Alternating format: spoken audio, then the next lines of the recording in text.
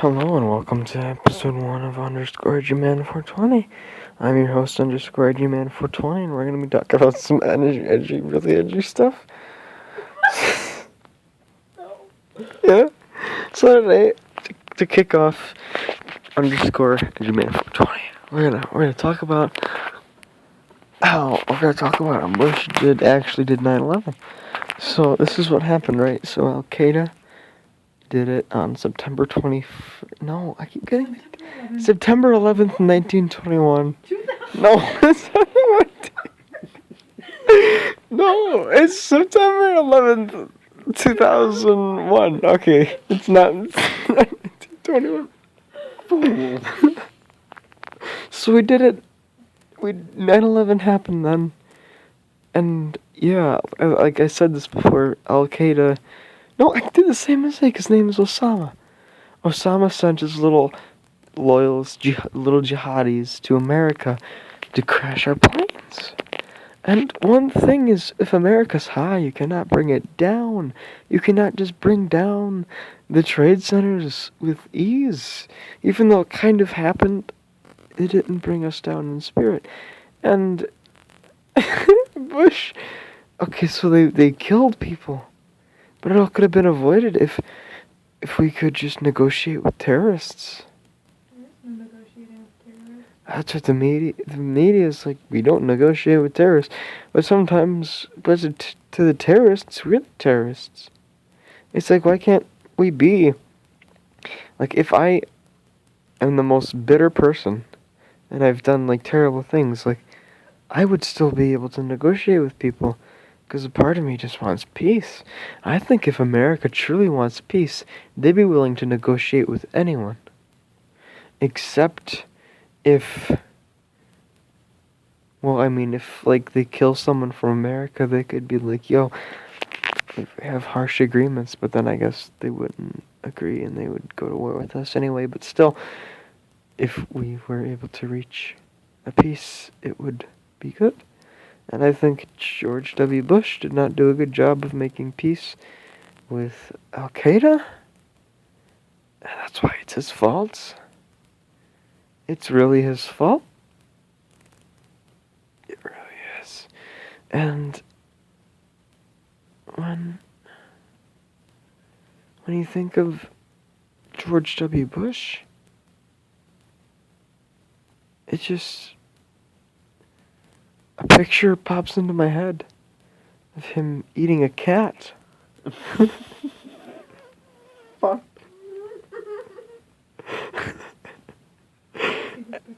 And you can go look it up. It's George Bush eating a cat, and it's like corn on the cob. Someone find it. And I don't know. I really think. So that Bush did 9/11. 9/11 by not making peace very well. Yeah, that's how Bush did. I don't think he did it intentionally. It's also, he could also have done it, Brennan, to get certain like stuff passed in Congress. Like preemptive strike. Yes, and like he purposely didn't make peace, so 9/11 would happen, so he could get his way. Because isn't it just so convenient that he was talking to children when our country was attacked? He was speaking to children. It's the perfect scene for him to get a whisper in his ear. And it's like childlike children. It's like it's staged. I don't follow. Because Bush, he looks like a good Samaritan being with children when we get attacked by our big bad enemies. Wow. Plot twist I didn't think of. Good. Yeah.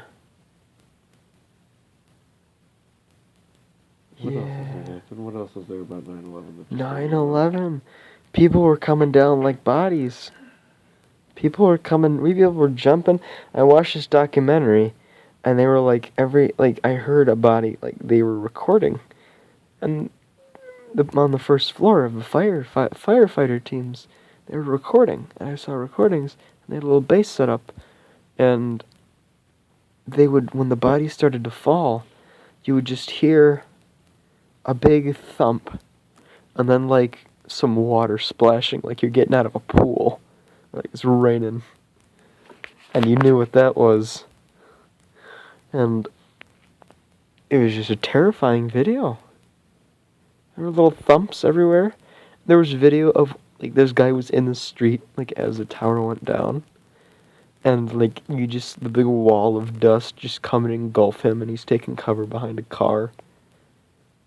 It was crazy. Yeah, 9/11 was a pretty big deal. Yeah, it was the bee's knees, as they would say.